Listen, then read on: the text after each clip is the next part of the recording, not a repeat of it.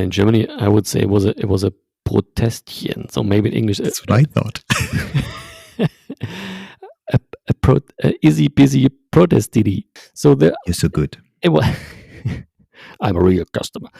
They did not say, but all those buggers from Sector D, because you annoy us so much by not sitting on, putting your bum on these seats and displaying the letters RBL. They didn't say we're going to start with you and we're going to price you out, or either put you under the roof in some corner of the stadium. If you don't like it, tough luck. But they did say that. So by those actions, they in between the lines. Okay. Durch die Blume. Yeah, exactly.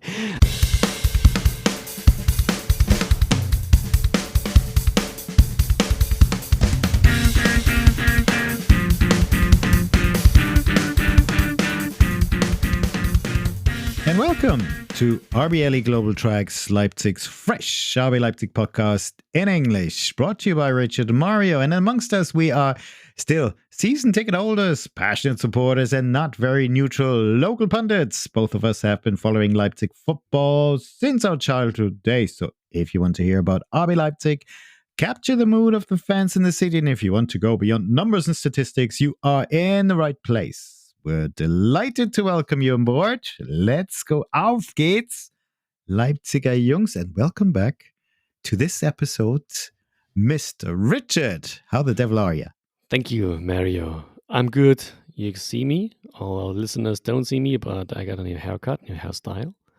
Trying to show off. Dressed in summer mode. And yeah, but it's cold out there. It's cold, yeah. You're right. Spring is gone somehow. So yeah, but if I look in the mirror now, summer or spring is back. That's good. Yeah, I think weather forecast is that next week we're going back to warmer weather. So you're well prepared. Well done, Richard. So what are we going to talk about today? Yeah, we're going to take a look back to the latest encounter versus the Wölfe and Coach Hasenhüttl and all those things that happened around and in that game, especially on the stands in the Sector D. And of course, we want to take a look forward to our away match at Heidenheim, where we only lost once. Back those days, shortly after color television was invented. And stereo. Whoa. Yes, and we're all going to ask ourselves today the whole thing about the price hike of season tickets, especially in Sector D. Is it all a storm in a teacup, or is there more about it? But we'll talk about this a little bit later. So, Richard, on Saturday, you were in the stadium. You were watching. It was quite sunny, wasn't it? And you were watching our encounter with Wolfsburg and the return of Mr. Hasenhüttl. How was Hasi actually welcomed to the RB Arena?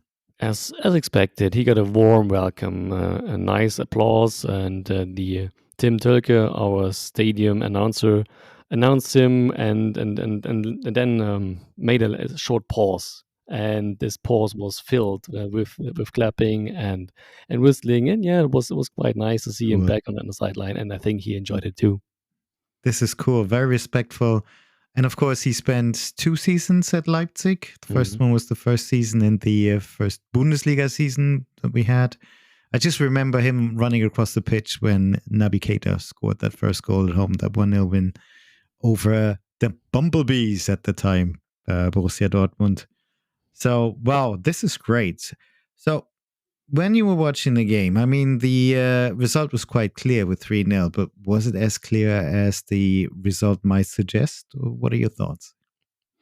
Well, to be honest, the games versus Freiburg, Darmstadt, of course, Cologne, they were better. And I wouldn't say that this was a bad performance. It's far away from the truth. But, it wasn't that kind of game where the players played with, somehow freestyle, not that focused. It was more with the handbrake somehow. I don't know if this is okay in English. And I think we missed David Raum on the left side. Shima Khan played instead on the left side. He didn't felt that comfortable. And Shima Khan, he was criticized for the game. Okay, I think it was a mediocre game. It was not a ceiling, but his floor was not a poor performance, but he hadn't. Besides that header shortly before the halftime, no real impact on the game. And so yeah, and Wolfsburg were better than I expected them. They circled the ball around very well, were focused, but they have a massive lack of creating real chances in the penalty box. They had Lucky like for us. four or five shots from outside the penalty box. Mm. Two of them were quite dangerous, and Pete saved them well. To be fair, they had the ball for a lot of time, and I looked afterwards into the stats department, and then I saw that we had more than 50% ball possession, and I thought, okay, wow, uh, this is not that number I expected, because my recognition during my visit in the stadium was quite different. Mhm. And I would like to emphasize Chesko here, not because he scored a goal, but he had a real nice impact just before the 1-0 that came from Dani Olmo after 30 minutes. So there was this long ball, I think it was from Schlager, don't remember this exactly, into the striking unit. And it was a bit too long. And it was clear that Šesko, if he could go for the ball, he wouldn't be able to do some prolific with it. But he sprinted towards the goal line and managed to kick the ball over, not over the goal line, but over the sideline. So that Mm. one resulted in a throw in for Heidenheim.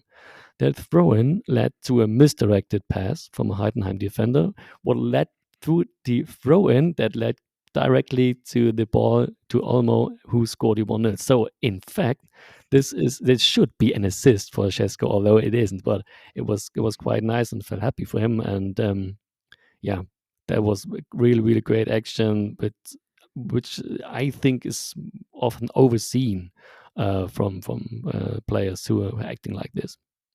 I just love the way you sold that to us really well. That is a great one. But both strikers actually scored, which is very encouraging, isn't it? And Goalpanda is still just on 4 yellows. Oh yeah, that's great for yellows, and I don't expect the reason will come in the encounter versus Heidenheim unless he's somehow engaged with one of the defenders. But he had quite a good game too. It wasn't invisible for most of the time, to be fair, but he had clear impact on those two goals that came in the second half. So in the first one, he made a really nice route with this counter attack. So I think it was Chesko who conquered the ball from number 27. Help me, the captain of Wolfsburg. Pass. Uh, okay, well, it doesn't matter. So he he um, he dribbled over midfield and then passes the ball to Xavi and then sprinted towards the goal.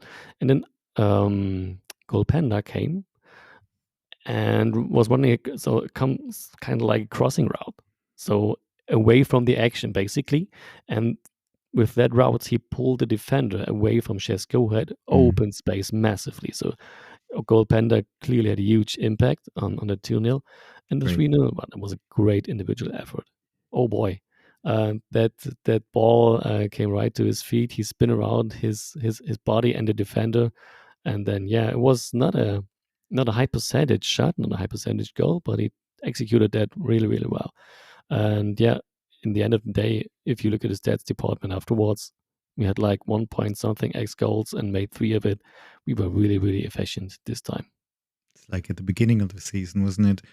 And that's Yeah, what we've but been talking about yeah, before. yeah, in the outcome, yes, but I think overall the the players, the lads, the whole squad played together with more cohesion than in Okay. the first games of the season. Really good. Just a question about the final point of the game when a yellow card was shown to Marco Rose. Did you notice that at all? And what was the reaction? Yeah, that yellow card came after Xavi was booked for a diver. Yeah. So, and it was like 93rd minute or something, and he had the ball. It was a midfield, and then he was fouled. And from my position, from my point of view, where I sat in the stands, I think it was a clear foul. And Rose, yeah, well, he stood like 10 meters besides, thought that too obviously, and he was so aroused somehow. Nice play of words. He was just very upset. he was he was upset. Yeah, and he was not. No one's on the same page with the ref, and so the ref Mm, showed him the yellow card too.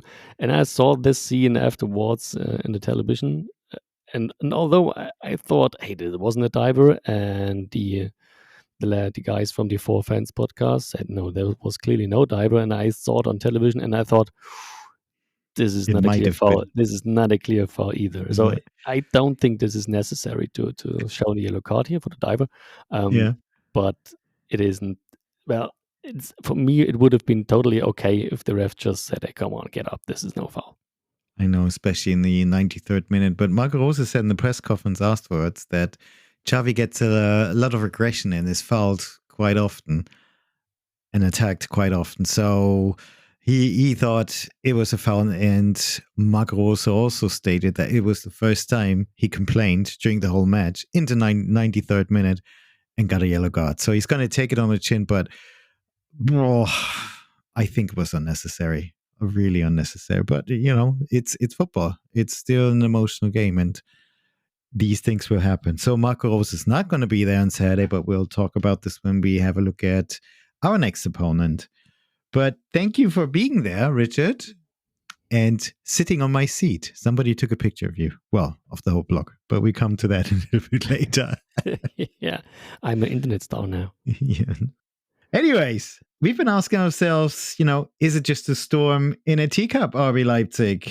And the whole thing centers around the recent developments about new season tickets for next season. Just to recap, especially in Sector D, there are a lot of season ticket holders who experience a price hike of up to 60% for adults, and children's season tickets will go up by 120% for next season. These prices are actually brought in line with similar seats in other stadiums such as Munich, Bayern München, or Dortmund or Cologne, but they are more expensive than the most expensive ticket at Wolfsburg or Leverkusen. So it's really hit and miss here. Now, Sector D has always been promoted as a fan block, a fan that means that you cannot sit there and wear any gear of any other team than RB Leipzig or opponents or cheer for them. Otherwise, you'll be moved away swiftly. And so there are a lot of season ticket holders who've been there for quite a long time. Now, a new rule is also going to be introduced for a minimum attendance of home matches in order to reduce the no-show rates. Because if you look around the stadium during matches, the number of tickets been sold are sort of in the region of 44,000, 45,000, and the total capacity is about 47,000. However, there are large gaps in many places, and most visible in Sector D, because this is what you can see on TV. And if you can read those three letters, RBL, well, that's your Sector D, without the people in their seats. Who knows where they are? So this new rules of attending minimum of 10 games is being applied for this year already in retrospective. And anyone who's not attended 10 games is in danger of getting their season ticket cancelled for next year. So the RB Leipzig definitely wants to reduce the number of season tickets. There are about 32,000 out there. It's probably way too much, but there are certain measures that they are applying in order to reduce that. So has this sparked some sort of protest? Because quite a few people are affected. There has been an online petition going asking or demanding RB Leipzig to stop those sudden price increases. It currently runs at 2,300 signatures, so 2,300 people have signed it. And there was a little protest planned for the Wolfsburg game. the protest was supposed to be that people would leave, would not enter their seats or sit in their seats for the first 12 minutes of the match. Only in the 13th minute, everybody would come down. And in order to inform people, leaflets were distributed in the stadium. And I read on Twitter that security staff actually removed them. So a lot of people didn't know. A lot of people didn't know what was going on. So it is worth noticing that this block or this section is not organized by any fan clubs or organizations. It was a bit of half house what they tried to organize here, but Richard, you were actually there, and I know you were sending me messages via Messenger when the game started. How did you see it? What was your impression when you came into the stadium? Could you really suspect any sort of protest? Well, at first not, but this might be because I was a little late due to the reason I was invited to a birthday party during that Saturday You got a great life. noon. Excuse me? You have a wonderful life. Oh, yeah. Party here, I concert there. Yeah. I don't know. Free tickets, free beer. Okay, that was great. And so usually we or enter the stadium if we attend together, or maybe or mostly when I'm alone or with someone else, like 60 minutes before the game starts, so I could watch the whole warm-up procedure. But this time, yeah, I was a little late, so I entered the stadiums around 3 o'clock, so 30 minutes before kickoff, and I recognized there was crowds of people behind the stands. So in this area between the stands and um, the restrooms and the how do you food say this in section, English? so to say, the catering. It's sort of when you enter the stadium, you want to walk to the stands. There's like a little fan shop. There's catering, the restrooms as well. And usually there are not so many people around at this top level, aren't there? Yeah, but so you say usually there are not many people around. So I don't have a so to speak possibility to compare that to other games, because usually I'm on my seat like 60 minutes before the game starts. So you're so good. It was I'm a real customer, and it was quite crowdy, and I was wondering a little bit, but I thought, okay, this is surely because I'm later than usual. And so I went to the seat and I looked to the left and looked to the right, and I thought, okay, it's like every time. So it's like about the number was about to be equal in my vision, as always. So I sat down to the seat and I waited for the game to start, and I looked around me again, and I thought, I was like, okay, it's like same old, empty seats and no show rate and so on. Although not more than about 1,000 tickets was available on Friday afternoon, so one day before the game started already, actually. But as soon as the game starts, I recognize whistling that came from this catering area. So it came clearly from behind me, from the top of the stairs. And I thought, okay, there was like maybe 20 or 30 whistles. So that it was not that loud. And so after 4 or 5 minutes, I didn't even recognize it anymore. But to be honest, on TV, I didn't pick up any of this noise. Nothing. Yeah, it wasn't really that loud. But afterwards, I found some footage, some videos on social media, and where people were shown who was standing in this section where you can walk off from the stands to the restrooms, to the catering, and so on. And yeah, there was a few dozens. I think it was around 200, 250, maybe 300 people who. So yeah, approximately, and they protested like 12, 13, 40 minutes, so it must have been around that 1-0 from Olmo, and then they started to enter the block, to enter the section, sector D. And then I thought, oh well, I looked around and I thought, okay, there was more people who were actually protesting than I originally thought. But you know what? When you now describe the scene, people came down the stairs to take a seat. It was probably very calm and quiet, wasn't it? just remember when Union Berlin stages things like that. You know, they leave the block empty and they come running down with lots of noise and fireworks. And do you remember a long time ago when we played Hansa Rostock and they did Yeah. something Oh yeah. similar? All the blocks were empty, but then they came running down in black gear. That looked really horrible, and they were really loud. But Yeah, I but think nothing for key clients in the Sector D arena, is it? yeah, of course, because yeah, the Sector D arena is not organized. It's not organized True. Yeah, fan you're base. right. Yeah, You're right. so it was no wonder that like 90% of everyone in this D section at least was at their seats when the game started. So and and yeah, when all those people who were standing at the top of the stairs were at their seats and the game went on, I thought, okay, this is more filled than usually against Mm. those mediocre teams. But then I saw this afterwards on television, and to be fair, you had this one view from the angle shortly after Olmo scored, and that was Mm. before those people came into the stands, and then you can really clearly see this RBL letters.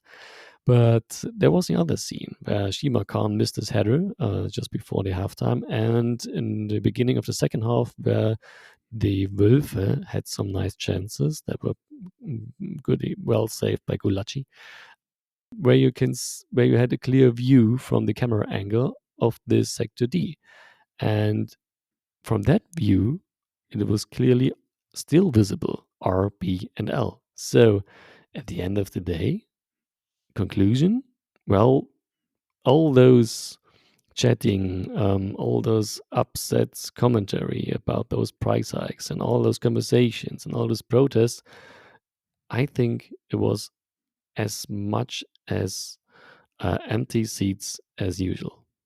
Mm-hmm. And what do you think? Was there any success? Was that successful, that sort of protest? Can you even call it a protest? Yeah, in Germany, I would say it was a Protestchen. So maybe in English, That's what I thought. a easy busy protest ditty or something like that.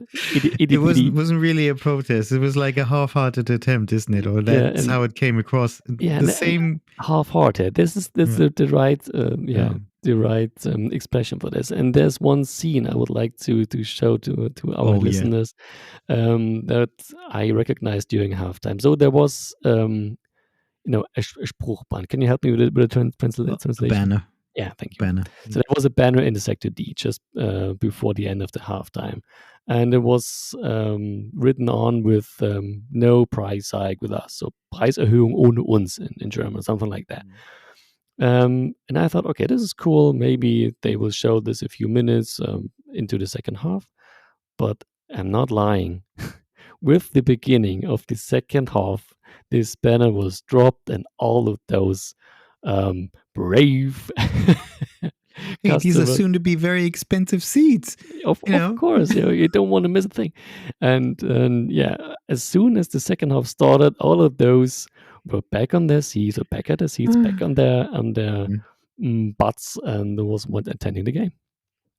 And I No thought, okay, revolution. if you're protesting and if you're serious about that, protest with heart Yeah.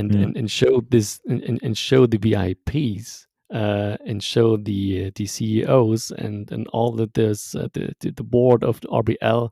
What do you think about this price hike? And then you have to show it when the game is in play, and not during halftime, where every one of those VIPs are at the bar, at the canapé section, or something like that. Yeah. And they don't return within 5 to 10 minutes of the second half, because it's to be fair, it's a pretty long way back down to your seat. You know, if you Yeah, and it's tasty, packed with food and drinks. what they got offered, Yeah, you're right. and they got beer out of glasses. But also, how do you rate the protest banners that were held up in Sector B? Because I think on 2 occasions in the second half, there were banners displayed also condemning the sudden rise of price Yeah, tickets. nothing special about it, I think. Okay. Clear messages, and that's fine.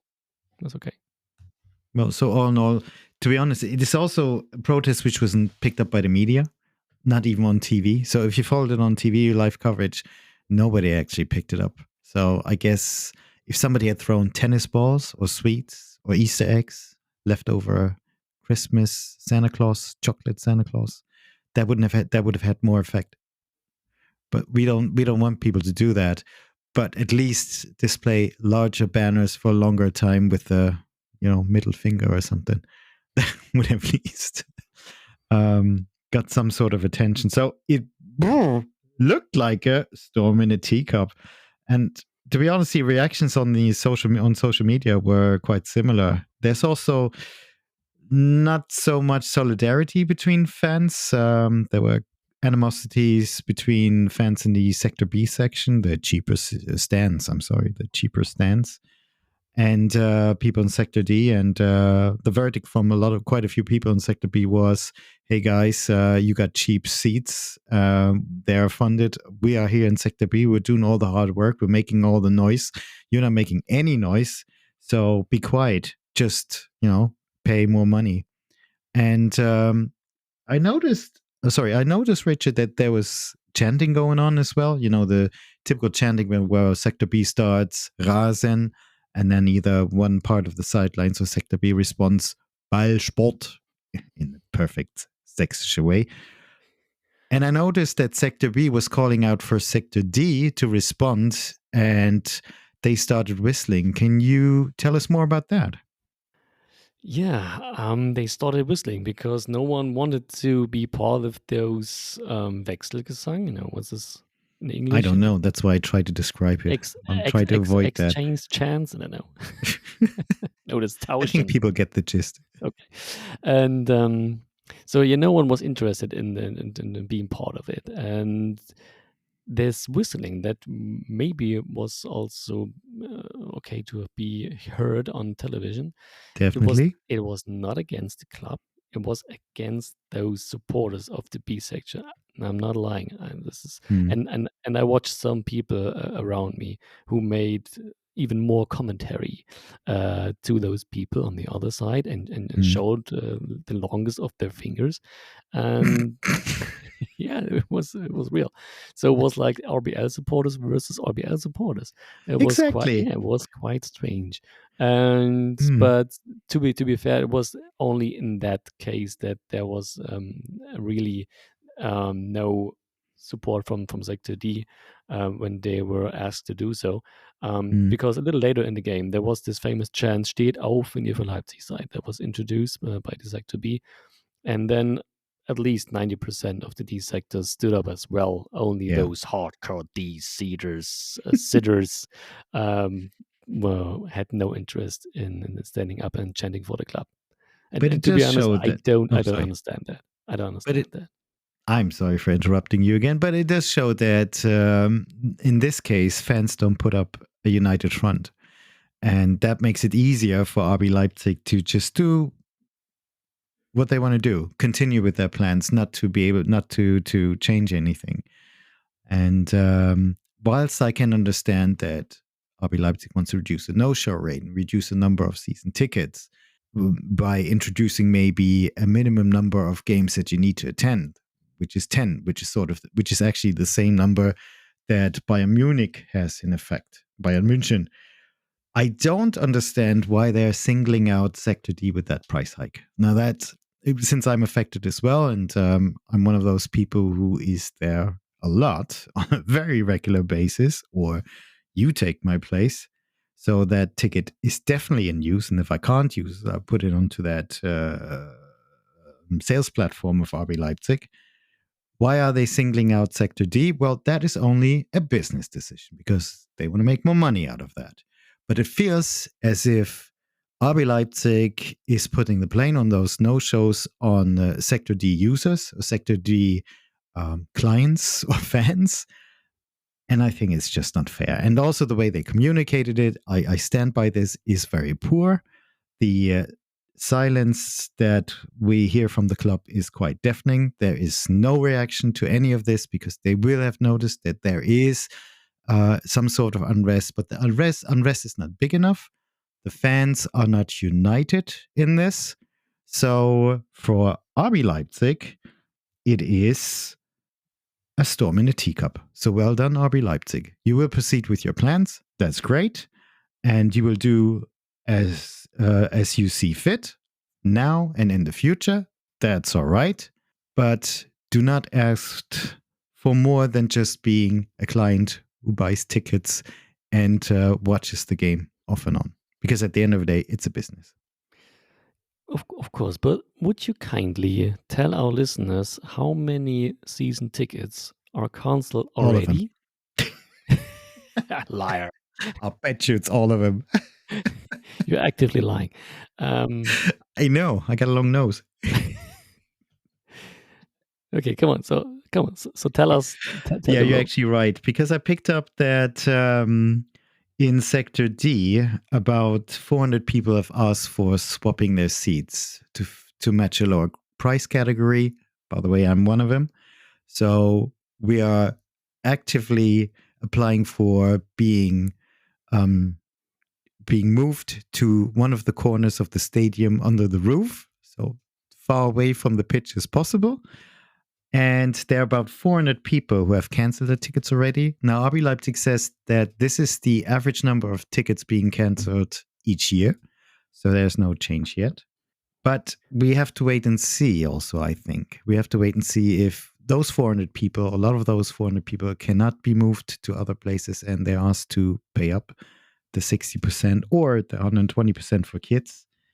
Then this number of cancellation might increase to a higher level. But maybe that's intended, no? And Sector D is the first one where they go through like that. Who knows if other sectors follow in the next couple of seasons?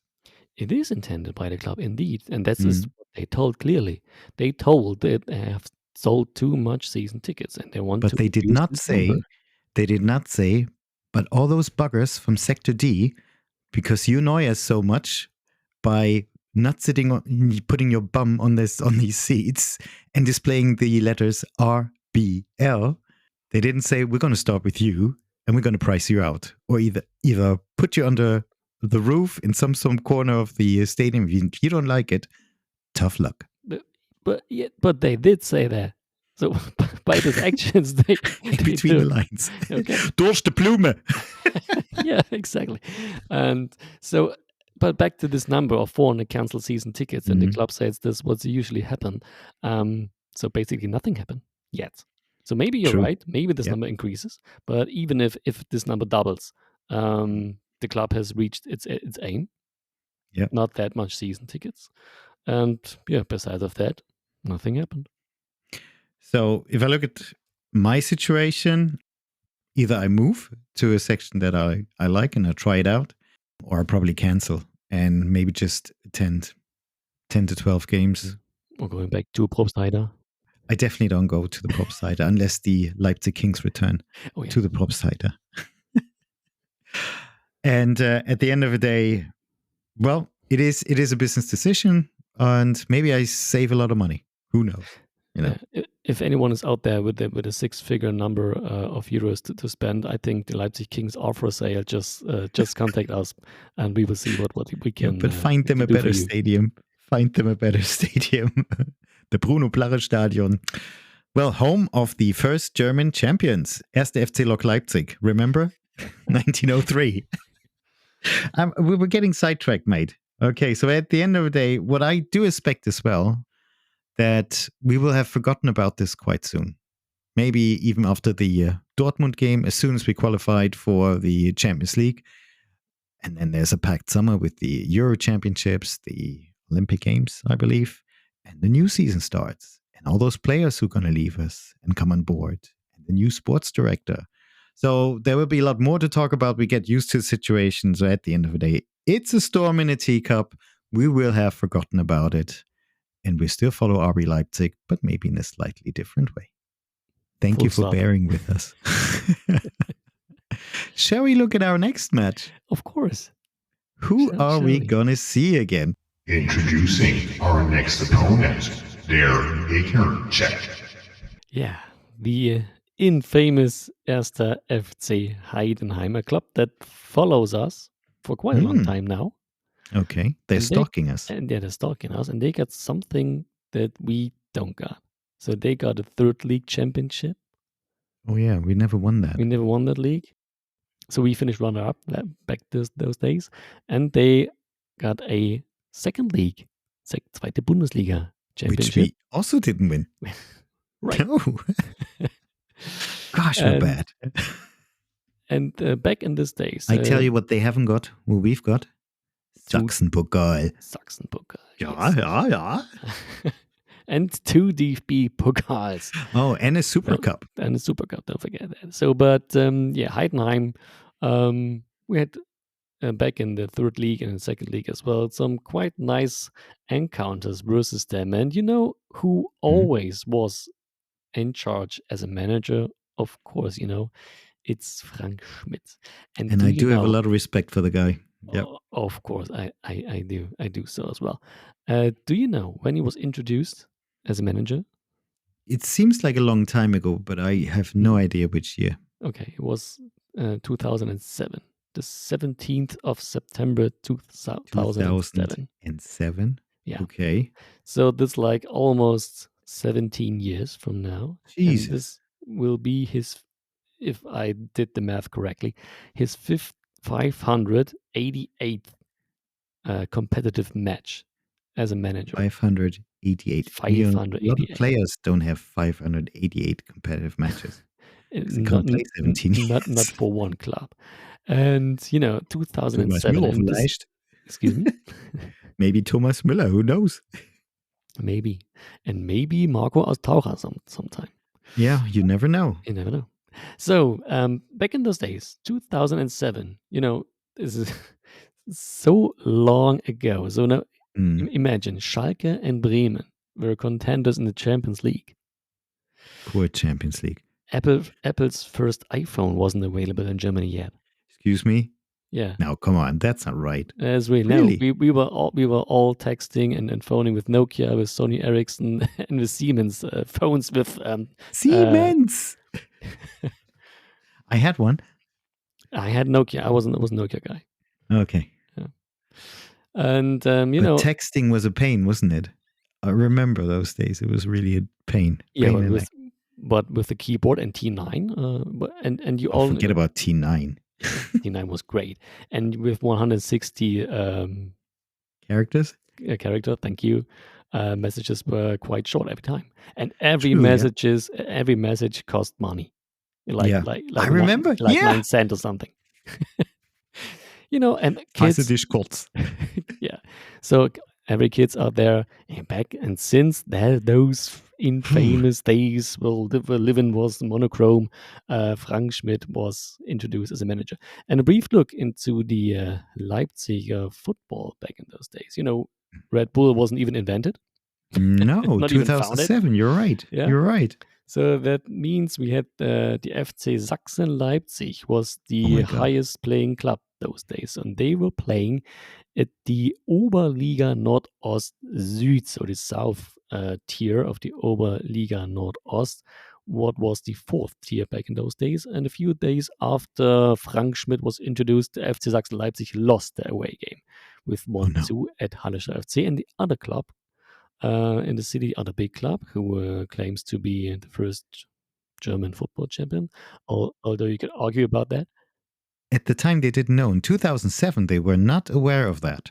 No, they had other issues because they were playing in the fifth league. They were playing in the Landesliga. And a few days after Frank Schmidt was in charge, introduced, they won their home game against Heidenauer SV. It's wow. In Saxony, we would say a Kuhbläke in the near of Dresden. Okay. So, just to emphasize how long this time of period of time is that Frank Schmidt is a manager of Heidenheim. So now they're in the Bundesliga, and they're doing quite well. To be honest, to be fair, heads off. They won't be relegated. It was the number 1 seed of relegation again before the season started. I remember, yeah. Yeah. So now they will most likely stay in the league, and this is, I think, it's earned. Yeah. Yep. Just this. It's earned. And well, this is going to be a tough task. Though I was quite optimistic before the last match versus last but one match versus Freiburg, and also optimistic versus Wolfsburg. You know, this last performance just leaves me a bit like, that was a little step back. You know, David Raum, we were missing. Sima Khan didn't have his best day, and on the left side, Henrys wasn't used with that side, so he was clearly somehow not on his ceiling either. And I think Heidenheim won't do us that favor that Freiburg did and trying to contribute something useful to the game. I expect him to act like Mainz in the first leg. So they're just playing this underdog role. Okay.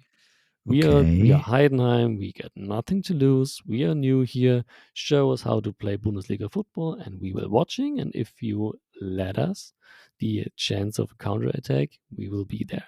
That is the game what I expect from Heidenheim. And so I got not a very comfortable feeling and not a very optimistic feeling. And remember, they won their home game versus Bayern Munich, although this isn't that much a hard task these days. But they won this home game, and the games they lost, it's almost always just by 1 goal. Mm-hmm. The only really blowout was in the Hinrunde versus Augsburg when they lost 2-5 after they led 2-0. Mm-hmm. So they had this completely meltdown and never since again.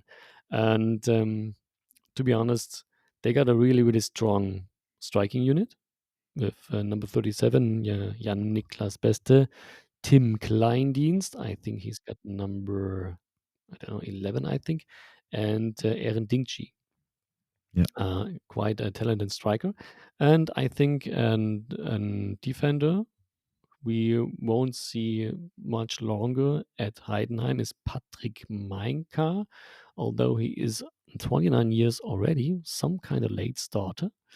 And, I think if Heidenheim should be relegated, maybe next season, Mainka will stay in the league if he keeps his performances like he showed us during the season. So I think this is going to be a tough task, hard not to crack, and I expect a 1-1 draw. Wow. Okay. I also think it's going to be very tight. I'm kind of hoping for a 2-1 win. But when you mentioned that it's going to be Mainz-like in the Hinrunde, I did remember that things didn't look too bad until Mainz scored, and that was a counterattack. And then they took us apart. And bear in mind, this time we won't have Coach Rose on the bench due his 4th yellow card. We talked about it, so he is out for the game. You think it's going to be an impact? Yeah. It will definitely, and he will be replaced with, I think, coaches, 2 guys. Kurt and Ziegler. Marco Kurt and Ziegler. Mm-hmm. Of course. Okay, but who is everyone of those RB Leipzig coaches going to send on the pitch? Liebe Fußballfans, wir kommen jetzt zu unserer heutigen Mannschaftsaufstellung. Wie immer beginnen wir mit unserem Torhüter, unser Mann mit der Rücke Nummer 1, Peter! Rücke Nummer 4, Willi! Mit der Nummer 7, Dani! Mit der Nummer 8, Amadou! Mit der Nummer 17, Louis! Rücke Nummer 20, Cha! Rücke Nummer 22, David! Mit der Nummer 23, Castello! Mit der Nummer 24, Xama! Rücke Nummer 30, Benjamin! Mit der Nummer 39, Benjamin! Same old, same old. Gulanci, Henrys, Obmann, Lukebar, Raum, Schlager, Hedara, Xavi, Olmo, and Goal Panda. It still sounds very powerful to me. It So is. I guess the key is to score early. You know, I read somewhere in the first 15 minutes, that's what RB Leipzig likes to do. But always be aware, even if you're 2-0 up like Bayern Munich, the second half can still go wrong. Totally wrong. So let's hope for a win. But before we talked or started recording this episode, you actually said that even if RB Leipzig drops points and Borussia Dortmund does beat our newly crowned champions Bayer Leverkusen, you're not too worried, or you might even prefer might be the wrong word, but it might be positive for the attitude in the Dortmund game. What did you mean? Yeah, in that scenario where we are dropping 2 points at Heidenheim and Dortmund win their home game versus Leverkusen, and so we change places and we will head into this encounter versus Dortmund in 5th position, then we have one clear task: win and in. So of course season's not over there, but if you're not winning that game, you're most likely out of Champions League competition next season. Right. But if you head into this game in 4th place, you are the club that got something to lose. And if you're heading into the game in the 5th position, you've got nothing to lose anymore. So because you lost already, and you only have to gain something. You can only be the winner. This is what I think. So I think in this scenario wouldn't be that bad if we are heading into this game with 2 points behind Dortmund. Okay, so to chase them again. Well, let's see what the outcome is going to be. Thanks for taking us through, Richard. And thank you for enlightening us what happened in our match versus Wolfsburg and the interesting discussion around season tickets price hike. I still want to call it a price hike because to me it is. And our preview for Saturday's match. This has been RBLE Global Tracks. Thank you very much for listening, and thank you for everyone who's come on board in the recent weeks to listen to this podcast. If you enjoy listening to us, please subscribe to it on your platform and maybe leave us a review. You can also send us an email. Our email address is talktous@rbleglobaltracks.com. And you can find us on Twitter. Our username is podcast_RBL. Again, thank you very much. Looking forward to talking to you again next week. Richard, good night. Good night. And all we need to say now is, auf geht's, Leipziger Jungs.